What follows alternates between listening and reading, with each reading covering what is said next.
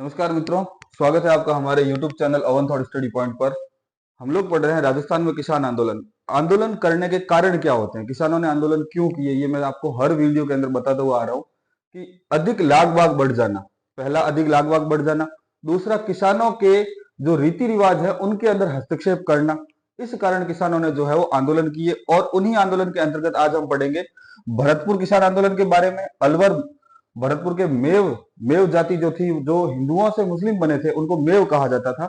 मेव जाति के आंदोलन के बारे में, बीकानेर के किसान आंदोलनों के बारे में पढ़ेंगे जो अलग अलग जगह पर हुए हैं। जैसे एक हुआ है महाजन ठिकाना, जो बीकानेर का सबसे बड़ा ठिकाना था, वहां पे जो आंदोलन हुआ है उसके बारे में पढ़ेंगे। और एक पढ़ेंगे दूधवा खारा किसान आंदोलन, बीकानेर राज्य प्रजा परिषद के नेतृत्व में हुआ आंदोलन, और कांगड़ कांड। ये दोनों अपन कल वाले वीडियो में पढ़ेंगे। तो ये दो चीज आज बीकानेर किसान आंदोलन के अंदर पढ़ेंगे, दूधवा खारा किसान आंदोलन और महाजन ठिकाने का किसान आंदोलन। महाजन ठिकाना बीकानेर के अंदर सबसे बड़े ठिकानों के अंतर्गत आता था, सबसे बड़ा ठिकाना माना जाता था। तो सबसे पहले लेते हैं अपन भरतपुर किसान आंदोलन, उसकी चर्चा कर लेते हैं भरतपुर किसान आंदोलन की।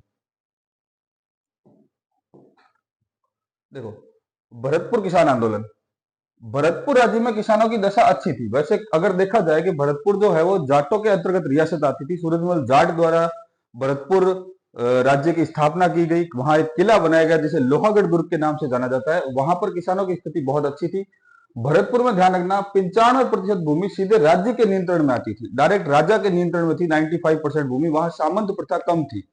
सामंत प्रथा जहां होती है वहां ध्यान रखना किसानों के साथ में उत्पीड़न अत्याचार अधिक किए जाते थे, क्योंकि पहले टैक्स सामंत को दो और सामंत टैक्स राजा को देगा। तो सामंत अपने मनमानी से टैक्स लगाता था, परंतु यहां ऐसा नहीं था। भरतपुर के किसानों में 95% यानी 95% भूमि जो थी सीधे राजा के नियंत्रण में थी, सामंतों के नियंत्रण में नहीं थी। भूमि राज्य से अनुदान प्राप्त होते छोटे छोटे जागीरदारों को माफीदारों के पास थी। यानी अनुदान जो मिलते, भूमिदान या अनुदान मिलते, वो छोटी छोटी जागीरों के अंदर दिए हुए थे, ज्यादा सामंत वाली प्रथा नहीं थी। भरतपुर रियासत में 5 जातियां, ब्राह्मण, जाट, गुर्जर, अहिर व मेव सामान्य हैसियत रखते थे। बाकी जहां राजपूत शासन रहा है वहां ध्यान रखना सर्वोपरि माना जाता था ब्राह्मणों को, परंतु यहाँ जाट शासक होने के कारण ब्राह्मण, जाट, गुर्जर, अहिर व मेव जातियों को सामान्य जातियों की श्रेणी के अंदर रखा गया था। इनको उच्च वर्ण नहीं दिया हुआ था। भरतपुर में खालसा भूमि के अंतर्गत लंबरदार व पटेल व्यवस्था अस्तित्व में आई थी। ठीक है ना।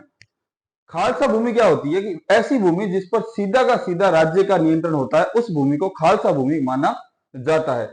इसके अंतर्गत लंबरदार व पटेल भू राजस्व की वसूली के लिए जिम्मेदार थे। यहां पर दो कास्ट कह दो, एक तो पटेल कास्ट, पटेल भी जाटों के अंदर आती है कास्ट, और एक लंबरदार। ये दोनों जो थे वो भू राजस्व वसूल करते थे, भूमि से राजस्व वसूल करते थे। भरतपुर राज्य में 1931 में नया भूमि बंदोबस्त लागू किया गया। इस नए भूमि बंदोबस्त के कारण भू राजस्व में वृद्धि हो गई। भू राजस्व अधिकारी लंबरदारों ने इस बढ़े हुए भू राजस्व के विरोध में 1931 में एक आंदोलन शुरू किया। इसी आंदोलन को ध्यान रखना भरतपुर किसान आंदोलन के नाम से जाना जाता है। जब टैक्स बढ़ा दिए गए तब किसानों ने और लंबरदारों ने एक आंदोलन शुरू किया, उस आंदोलन को भरतपुर किसान आंदोलन के नाम से जाना जाता है। नए बंदोबस्त से किसानों में असंतोष, अशांति उत्पन्न हो गई। लंबरदार व पटेलों को भू राजस्व वसूली में बड़ी कठिनाई का सामना करना पड़ता था। इस कारण लंबरदार एवं पटेल बढ़े हुए राजस्व के मुद्दे के विरुद्ध लड़ने के लिए आगे आए। अब ध्यान रखना, भरतपुर आंदोलन के अंदर, भरतपुर किसान आंदोलन के अंदर जो भू राजस्व अधिकारी थे, यानी कि जिनको भू राजस्व सौंपा गया था लंबरदार और पटेलों को, उन्होंने किसानों का सहयोग किया और इस आंदोलन में सबसे आगे आए। फटाफट स्क्रीनशॉट लीजिए, चैनल को लाइक, कमेंट, शेयर, सब्सक्राइब करते रहिए।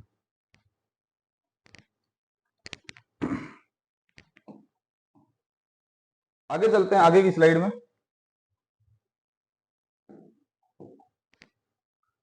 23 नवंबर 1931 को भोजी लंबरदार के नेतृत्व में 500 किसान भरतपुर में एकत्रित हुए। ठीक है ना। लंबरदार कौन है? नाम है भोजी लंबरदार। ये ध्यान रखना, कई बार क्वेश्चन आया हुआ है। भोजी लंबरदार ने राज्य के विरोध भड़काऊ भाषण देने के कारण भोजी लंबरदार को नवंबर में गिरफ्तार कर लिया गया। और जब भोजी लंबरदार को गिरफ्तार किया गया तो 1931 में ही यह आंदोलन समाप्त हो गया। यह आंदोलन एकदम ठंडा पड़ गया। अब यहां पे तो आंदोलन ठंडा पड़ गया, किस जाट जाति द्वारा जो आंदोलन किया जा रहा था, लंबरदारों द्वारा और पटेलों द्वारा सपोर्ट करके जो आंदोलन किया जा रहा था, वो आंदोलन तो यहाँ पे ठंडा पड़ गया। परंतु एक जाति थी मेव, जो भरतपुर और अलवर के क्षेत्र में रहती थी, इनका आंदोलन प्रारंभ हो गया। तो इनको अलग से पढ़ेंगे अपन अलवर भरतपुर मेव आंदोलन के अंदर। ठीक है ना। मेव जाति के द्वारा, मेव मुसलमानों द्वारा जो आंदोलन किया गया उसके उसको पढ़ेंगे अपन अलग से। तो देखो, हिंदू धर्म से परिवर्तित मुसलमान किसान मेव कहलाते थे। मैं पहले ही बता चुका हूं, जो हिंदू धर्म में थे, जो हिंदू धर्म से कन्वर्ट होकर मुस्लिम बन गए, उनको मेव कहा जाता था। अलवर में मेव जाति का पहला आंदोलन 1921 में प्रारंभ हुआ। मेवों ने प्रारंभ में गुरिल्ला युद्ध का आरंभ कर दिया था। गुरिल्ला युद्ध पद्धति क्या होती है? छिप छिप कर युद्ध करना, ठीक है। अलवर भरतपुर क्षेत्रों में मेवाती क्षेत्र करते थे। अलवर भरतपुर में आंदोलन की शुरुआत 1932 में होती है। मतलब मुख्य आंदोलन की शुरुआत जो है वो 1932 के अंदर होती है। पहले ही, हालांकि मेवों ने पहले ही आंदोलन स्टार्ट कर दिया था, परंतु जो मुख्य आंदोलन होता है, जो ये मेव आंदोलन माना जाता है, ये 1932 में चालू होता है। इस आंदोलन का नेतृत्व डॉक्टर मोहम्मद अली ने किया। अलवर भरतपुर रियासत के मेव किसानों ने बढ़ी हुई लगान देने से सीधा सीधा इनकार कर दिया। यहां से दो क्वेश्चन आते हैं, आपके ध्यान रखना कि मेव जाति की उत्पत्ति किससे होती है। तो ध्यान रखना, जो पहले हिंदू थे और बाद में मुसलमान धर्म में कन्वर्ट हो गए, तो ये मेव कहलाए। दूसरा क्वेश्चन आता है कि भरतपुर, अलवर भरतपुर में मेव आंदोलन की शुरुआत कब हुई। तो मुख्य रूप से शुरुआत होती है 1932 के अंदर। और इस आंदोलन का नेतृत्व किसने किया? तो आंदोलन का नेतृत्व करते हैं डॉक्टर मोहम्मद अली। क्यों किया? सीधी सीधी बात है, टैक्स बढ़ा दिए, लगान बढ़ा दी, इस कारण इन्होंने ये आंदोलन किया। मेवों ने बांध व सड़कें बनाने, घास काटने, संघों की सफाई करने और बेगार समाप्त करने की मांगों के लिए भी आंदोलन किया। इन्होंने इन सारी चीजों के लिए आंदोलन किया कि हम फ्री में सड़कें नहीं बनाएंगे, बांध का कार्य फ्री में नहीं करेंगे, चराई का कार्य भी, हम जो सामंत के घोड़े वगैरह हैं, इनको चराने का कार्य भी फ्री नहीं करेंगे, क्योंकि उनको चराने के लिए घास काट के लाके देनी पड़ती थी, वो भी हम फ्री में नहीं करेंगे। संघों की सफाई का कार्य भी हम फ्री में नहीं करेंगे। इन सब चीजों के लिए इन्होंने, मेवों ने आंदोलन किया। फटाफट स्क्रीनशॉट लीजिए, चलते हैं आगे की स्लाइड में।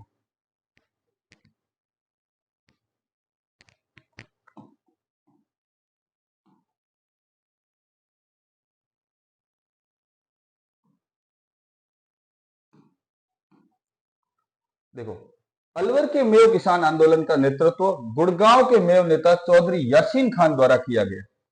पूरे मेव जाति का तो कौन कर रहा है? डॉक्टर मोहम्मद अली कर रहे हैं। और अलवर जब का जो मेव किसान आंदोलन था, उसका नेतृत्व कर रहे हैं गुड़गांव के मेव नेता चौधरी यासीन खान। कालांतर में यह आंदोलन सांप्रदायिक प्रभाव में आ गया। धीरे धीरे इनको सांप्रदायिकता आ गई, मतलब जातिगत ये आंदोलन बन गया। इस कारण कुछ लोग इससे अलग हो गए थे, ध्यान रखना। अलवर भरतपुर क्षेत्र में मोहम्मद हादी ने 1932 में अंजुमन खादिमुल इस्लाम नामक एक संस्था स्थापित की। इस संस्था ने मेव किसानों को संगठित किया और मेव जाति के लोगों में जन जागृति लाने का कार्य किया। तो ध्यान रखना, यह प्रश्न भी आया हुआ है कि अलवर के मेव किसान आंदोलन में मेव जाति के लोगों को संगठित करने का कार्य किस संस्था द्वारा किया गया। तो ध्यान रखना, अंजुमन खादिमुल इस्लाम नामक संस्था द्वारा किया गया। और इस संस्था के संस्थापक कौन थे? तो ध्यान रखना, मोहम्मद हादी। कब की स्थापना? 1932 के अंदर की। चौधरी यासीन खां के नेतृत्व में मेव लोगों ने खरीफ फसल का लगान देना बंद कर दिया। अंजुमन खादिमुल इस्लाम संस्था ने अलवर के महाराजा से उर्दू की शिक्षा के प्रसार, मुसलमानों के लिए पृथक शिक्षण संस्थाओं की स्थापना और मस्जिदों को सरकारी नियंत्रण से मुक्त करने की भी मांग की, ठीक है ना। दिसंबर 1932 में अलवर रियासत में मेव किसानों की आर्थिक परेशानी की जांच के लिए एक समिति का गठन किया गया, परंतु जो समिति गठित की गई उसका मेव लोगों ने, यानी मुसलमान लोगों ने, जो हिंदू से मुस्लिम कन्वर्ट हुए थे, उन लोगों ने, मेव किसानों ने इस समिति का पूर्ण रूप से क्या कर दिया? बहिष्कार कर दिया। मेवों ने 1933 में गोविंदगढ़ में सरकारी सेना पर भी आक्रमण किया। मेवों को संतुष्ट करने के लिए राज्य काउंसिल में एक मुस्लिम सदस्य खान बहादुर काजी अजीजुद्दीन बिलग्रामी को सम्मिलित किया गया। अब देखो, इनको संतुष्ट करने के लिए कि आपका भी एक व्यक्ति हमारे साथ है, जो हम निर्णय ले रहे हैं वो आपके लिए फायदेमंद है, इसलिए एक व्यक्ति को राज्य काउंसिल्स के अंदर एक व्यक्ति को शामिल किया गया, जिसका नाम था क्या? खान बहादुर काजी अजीजुद्दीन बिलग्रामी। ये ध्यान रखना, ये भी नाम कई बार पूछा गया है। फटाफट स्क्रीनशॉट लीजिए, चलते हैं आगे।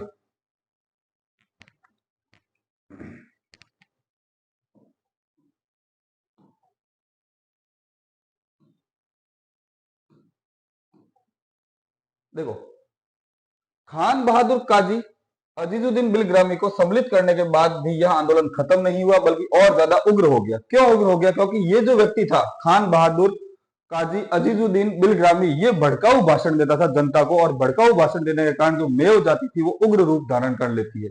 1933 में सेना ने नगर तहसील के सोमला कल्ला व झीतरखेड़ी गांव को घेरकर बलपूर्वक राजस्व वसूल कर बंदी अभियान को भी कुचल दिया। राजस्व व पुलिस प्रशासन हेतु ब्रिटिश अधिकारी नियुक्त कर दिए गए। 1933 में महाराजा जयसिंह को गद्दी से हटाकर राज्य से निर्वासित कर दिया गया। 1933 में राज्य द्वारा भू राजस्व संबंधी छूटों के बाद विद्रोह दब गया। अब धीरे धीरे इन्होंने, अंग्रेजों ने, ब्रिटिश सरकार ने भू राजस्व से संबंधित कुछ ढील दे दी, कुछ सहूलियत दे दी, जिस कारण जो था विद्रोह कम हो गया। खरीफ के लगान में 25% और रबी के लगान में 50% की छूट प्रदान की गई मेव किसानों को। भरतपुर राज्य के मेवों ने भी 1933 में लगान देना बंद कर दिया, पर दमन के कारण आंदोलन असफल रहा। जैसा अलवर वालों ने किया वैसा वैसा भरतपुर वालों ने भी करने की सोची, पर यह आंदोलन जो था भरतपुर का आंदोलन, ये बाद में इसका दमन हो गया, ये आंदोलन बंद हो गया। फटाफट स्क्रीनशॉट लीजिए, चलते हैं आगे की स्लाइड में।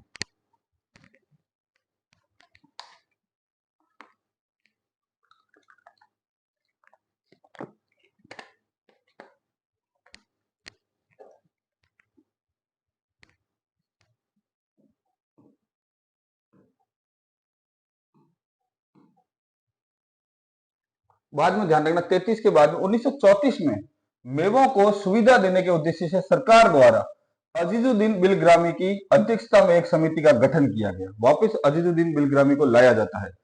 इस समिति की रिपोर्ट के आधार पर मेवों को भू राजस्व तथा अन्य करों में छूट के साथ साथ सामाजिक व धार्मिक समस्याओं का समाधान भी किया गया। जो गवर्नमेंट इनके सामाजिक व धार्मिक कार्यों में बाधा डाल रही थी या इनके धार्मिक व सामाजिक कार्यों में हस्तक्षेप कर रही थी, उससे भी गवर्नमेंट ने अपना हाथ हटा लिया। फटाफट स्क्रीनशॉट लीजिए, चलते हैं आगे।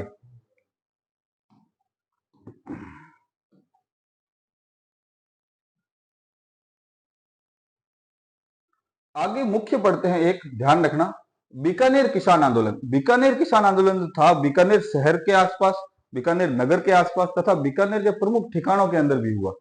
तो उनको अपन अलग अलग पढ़ेंगे। पहले पढ़ेंगे बीकानेर किसान आंदोलन, उसके बाद ध्यान रखना बीकानेर का एक सबसे बड़ा ठिकाना था जिसको महाजन ठिकाना कहा जाता था, तो वहां पे भी किसानों ने आंदोलन किया, इसको पढ़ेंगे।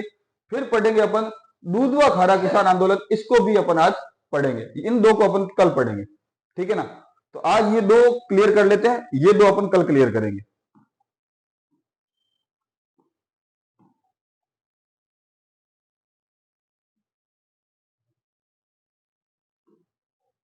सबसे पहले देखते हैं बीकानेर किसान आंदोलन। बीकानेर में ध्यान रखना, पूरी जमीन जो थी वह रेतीली जमीन थी। यहां ज्यादातर आंदोलन जो है वो सिंचाई व्यवस्था को लेकर किए गए और लगान में वृद्धि के कारण किए गए, ठीक है। सिंचाई सुविधा हेतु 1929 में नहरी क्षेत्र में जमींदार संघ द्वारा यह आंदोलन शुरू किया गया, ठीक है ना।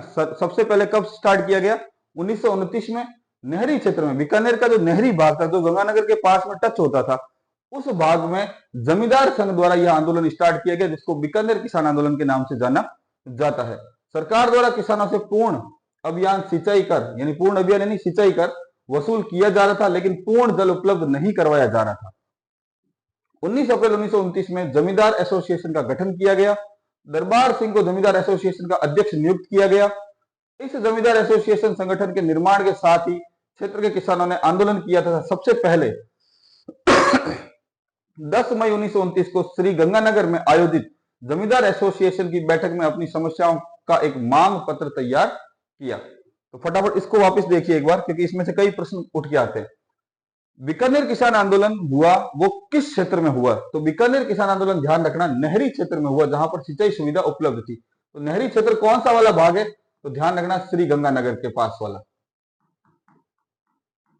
इसके नजदीक नजदीक, इसके आसपास वाला जो भाग था वहां पर यह आंदोलन होता है। कब होता है? 1929 के अंदर। कौन करता है? ध्यान रखना जमींदार संघ द्वारा यह आंदोलन किया गया। क्यों किया गया? कि यहां पर सिंचाई के लिए पूर्ण रूप से टैक्स लिया जाता था, यानी टैक्स तो पूरा लिया जाता था, परंतु सिंचाई में जो पानी दिया जा रहा था वह कम दिया जा रहा था। इसलिए किसानों ने और जमींदारों ने 19 अप्रैल 1929 में जमींदार एसोसिएशन का गठन किया और इसके अध्यक्ष किसको बनाया गया? ध्यान रखना दरबार सिंह को इसका अध्यक्ष बनाया गया। और 10 मई 1929 को एक मांग पत्र तैयार किया गया। इसी के अंदर जमींदार एसोसिएशन के अंदर एक मांग पत्र तैयार किया गया। जमींदार एसोसिएशन 1929 से आरंभ होकर 1947 तक अपने सदस्यों के हितों को पूरा करती है और इसकी गतिविधियां संवैधानिक रूप से शांतिपूर्वक थी। यहां पे कोई लड़ाई झगड़ा नहीं हुआ, शांतिपूर्वक एकदम ये अपनी समस्याओं का समाधान करती है। 1934 में किसानों ने जमींदारों द्वारा लगाई गई लागतों के विरोध बीकानेर महाराजा गंगा सिंह को एक प्रार्थना पत्र प्रस्तुत किया। अब जनता ने और किसानों ने मिलकर बीकानेर के महाराजा गंगा सिंह को 1934 के अंदर एक मांग पत्र दिया कि हमारे साथ जमींदार जो है वो अलग दुर्व्यवहार करते हैं और हमारे साथ करों को और अधिक बढ़ा रहे हैं। तो इस कारण उन्होंने महाराजा गंगा सिंह को एक मांग पत्र दिया। फटाफट स्क्रीनशॉट लीजिए, चलते हैं आगे की स्लाइड में।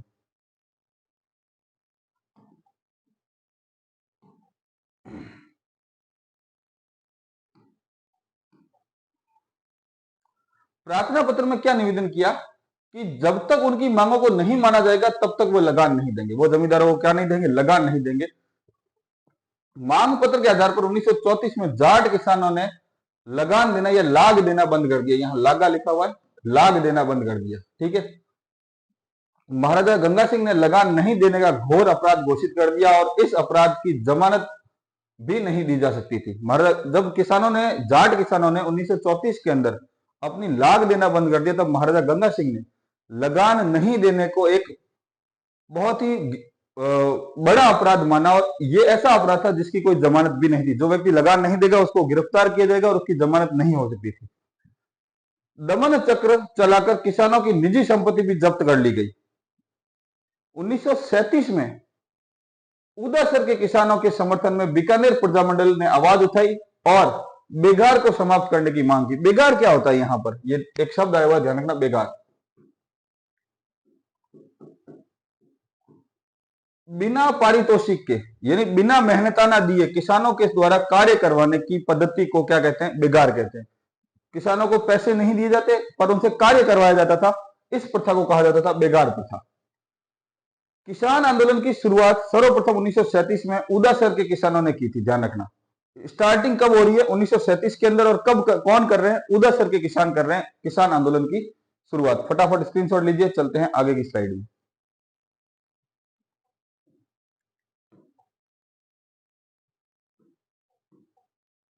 अब देखो, उदासर के ये ना एक किसान नेता है जिनका नाम है जीवन चौधरी ने बीकानेर किसानों की समस्याएं महाराजा और अन्य अधिकारियों के समक्ष प्रस्तुत की, पर इसका कोई परिणाम नहीं निकला क्योंकि महाराजा ने पहले ही घोषित कर दिया था कि अगर कोई लगान नहीं देगा तो ये एक अपराध माना जाएगा जिसकी जमानत भी नहीं होगी। तो इन्होंने, जो उदासर के किसान नेता थे जीवन चौधरी, इन्होंने बीकानेर महाराजा के समक्ष और अन्य अधिकारियों के समक्ष प्रस्तुत होकर एक मांग पत्र किसानों की मांगे बताई, परंतु इसका कोई प्रभाव नहीं पड़ा। ध्यान रखना, यह आंदोलन जातिवाद से मुक्त था, इसमें कोई जातिवाद नहीं आया था। बीकानेर किसान आंदोलन के अंदर जातिवाद नहीं था।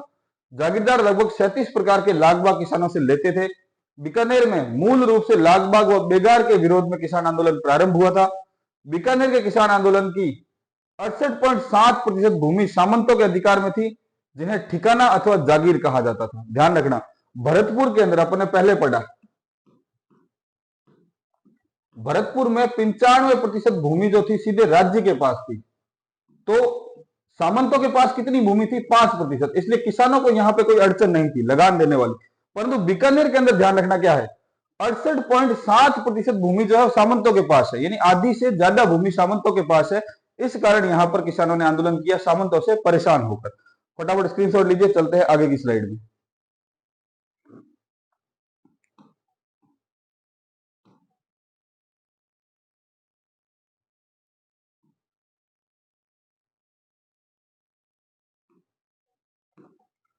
ध्यान रखना, एक आंदोलन होता है महाजन ठिकाने का किसान आंदोलन। महाजन बीकानेर राज्य का प्रथम श्रेणी का ठिकाना था। प्रथम श्रेणी का मतलब फर्स्ट ग्रेड का ठिकाना था, सबसे बड़ा ठिकाना माना जाता है। महाजन ठिकाने को विशेष प्रशासनिक अधिकार प्राप्त थे। ठीक है ना। महाजन के किसानों ने दीवान यानी प्रधानमंत्री को शिकायत की कि भू राजस्व तथा चराई की दरें खालसा क्षेत्र के समान निश्चित की जाए। खालसा क्षेत्र अभी मैं बता चुका हूं, खालसा क्या होता है? वह भूमि जो सीधे राज्य के पास हो, राज्य के नियंत्रण में हो।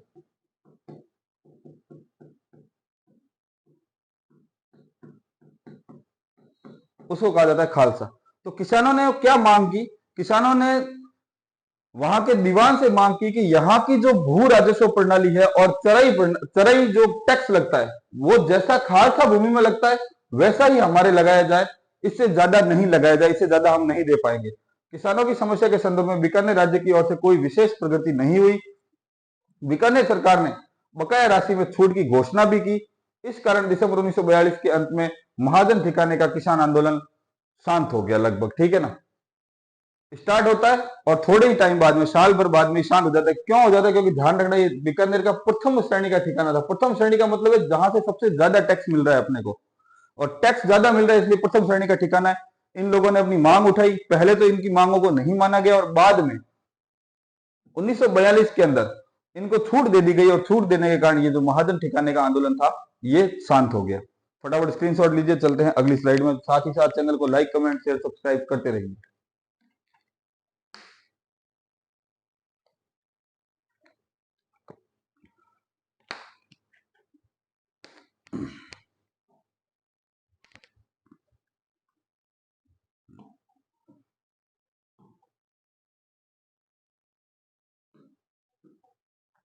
अब आता है देखो दूधवा खारा, ये भी बीकानेर के अंदर पड़ता है।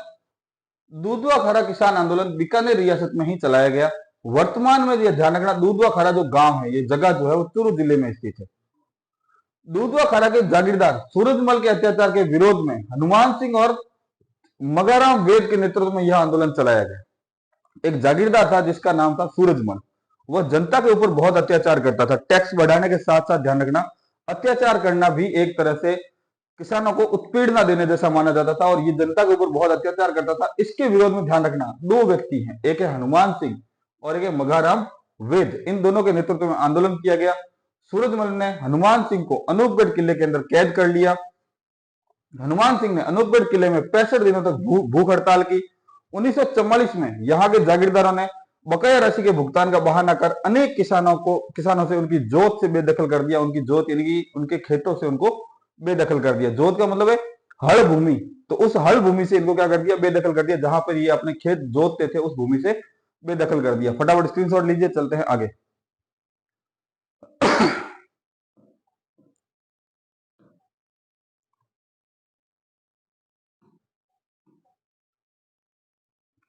चौधरी हनुमान सिंह के नेतृत्व में किसानों का एक प्रतिनिधि मंडल 2 जून 1945 को माउंट आबू में महाराजा शार्दुल सिंह से जाके मिला।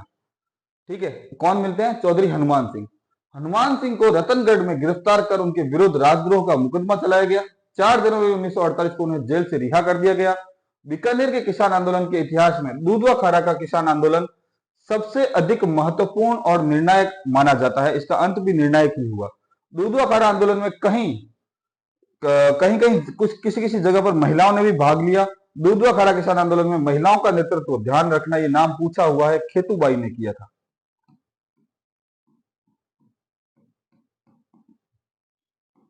दूधवा खारा बीकानेर का एक किसान आंदोलन है। दूधवा खारा किसान आंदोलन, वहां पर महिलाओं का नेतृत्व किस महिला द्वारा किया गया? तो खेतूबाई के द्वारा किया गया। फटाफट स्क्रीनशॉट लीजिए, चलते हैं मुख्य पेज की तरफ।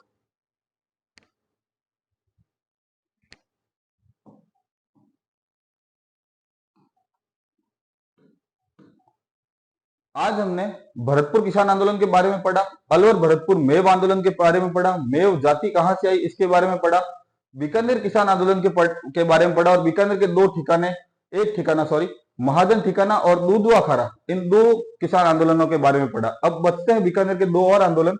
एक बचता है बीकानेर राज्य प्रजा परिषद के नेतृत्व में किसान आंदोलन, और एक बचता है आपके कांगड़ कांड। ये दोनों चीजें अपन कल के वीडियो में पढ़ेंगे। तब तक घर पे रहिए, स्वस्थ रहिए, मस्त रहिए। साथ ही साथ चैनल को लाइक, कमेंट, शेयर, सब्सक्राइब करते रहिए। धन्यवाद।